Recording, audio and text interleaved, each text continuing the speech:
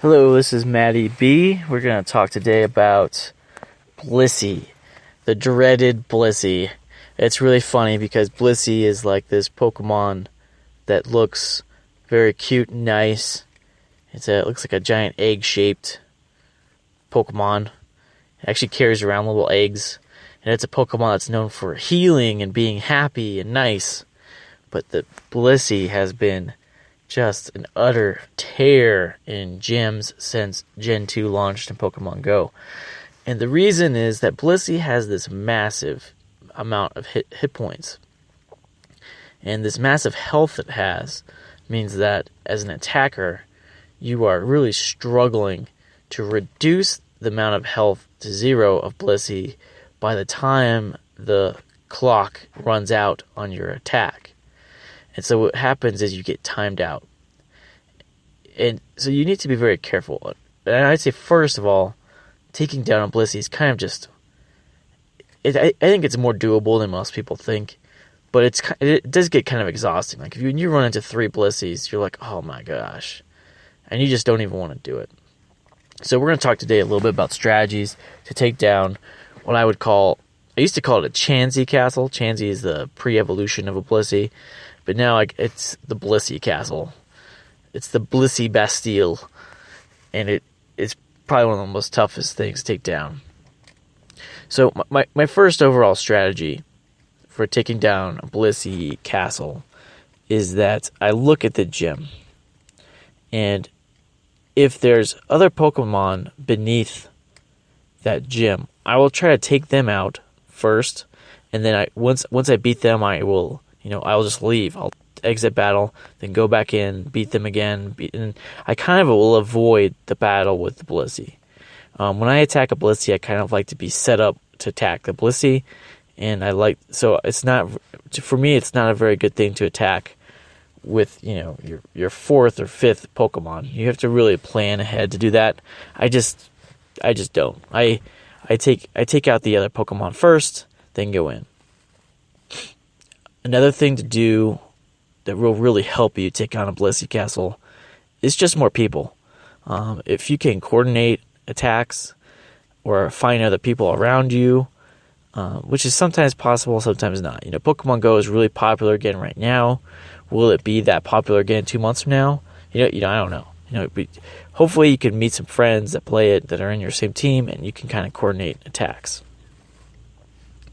That also increases the amount of time you have when you are attacking. You get more time when you get more people. It becomes easier in a couple different ways to take that BLISSEY Castle down. And the last thing you need to do is you need to pick the right Pokemon. Actually, I should say the last thing. There's actually one more component to this. But, so the Pokemon you want to choose as the attacker, you want them to have a high DPS, high damage per second. Probably the Pokemon that most people have that's pretty good at taking on BLISSEYs is Vaporeon. Vaporeon has a high damage per second. It also has a pretty high defense, so it can kind of weather the storm against the BLISSEY. You do not want to get knocked out in a BLISSEY match because that takes time. So defense is still important, but it's having the means of weathering the storm while also unleashing a lot of attack that makes Vaporeon a very solid choice. Another solid choice is Dragonite, particularly one with Dragon Breath. That's a very good choice. Gyarados is a very good choice. And the new Pokemon from Gen 2, Tyranitar, will become a very good choice. I have also heard people say that they've had success with Raticates with Bite and Hyper Beam, which is kind of a known offensive Pokemon. I haven't tried doing that yet. I mean to. I've heard some people have had some success with Alakazam. I have not tried that yet either. As a normal type Pokemon, BLISSEY actually does have a weakness to fighting Pokemon, and I know a lot of people have used Machamp or Primeapes to take them down, and had a lot of success there. So that's definitely also a strategy. If you have nothing else, load your thing full of primates and try to take it down that way. The last component of taking down a Blissey is a bit weird, and that's that you really don't want to dodge. Dodging takes time, and you don't have time. So when I said defense is kind of important when you are picking an attacker, it's because you're taking a lot of the hits. I would say the only types of attacks I would dodge would be the special ones. Otherwise, you're just trying to furiously attack and unleash your specials as fast as you can. You are really trying to optimize your attack. And sometimes even there you're beating Blissey with seconds to spare. And that's how tough it is to take one out. It's not easy. You need to be picking your probably most powerful Pokemon and the Pokemon with the highest combat power, your best attacks. And if you do that, you probably will have success. It's possible you run into one you cannot beat. I've heard some lower level players are running into them that they cannot beat. And I guess at that point you need to start really just building up a Blissey attacker to take it out, or waiting for someone else to come along and knock him down. And hopefully that happens too, because you don't want to see gyms just get overrun with Blisseys.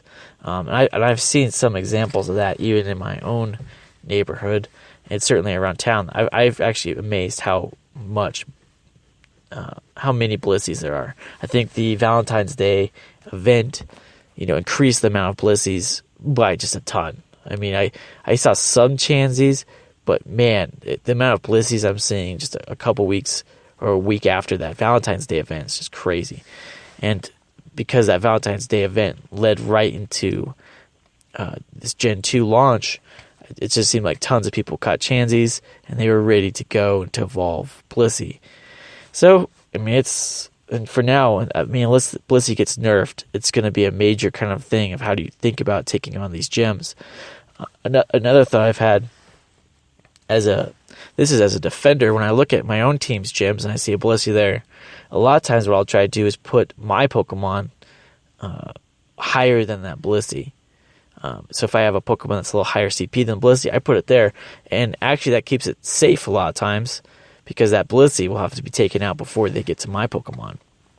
And like I said, one way of dealing with these Blissey gyms is kind of break it down. So you take out the Pokemon before the Blissey first, then you take on the Blissey, and then you'd have to take on the Pokemon after the Blissey. So if you can get your Pokemon in that third tier, a lot of times they'll stay safe longer. So that's kind of one defensive tip also. Now, if you stick a Blissey past the other Blissey, I guess that's even better. Dealing with multiple Blissey is definitely very tiresome. There's no getting around it. It can be done. I've done it, but it's a lot of potions and a lot of tapping. But that's it. Hope you enjoyed these few minutes on the Pokemon channel. I'm hoping to do a lot more Pokemon podcasts. I've been playing a lot and have some things to share. So, all right, I will talk to all of you, my loyal listeners, later. Toy Lab TV out.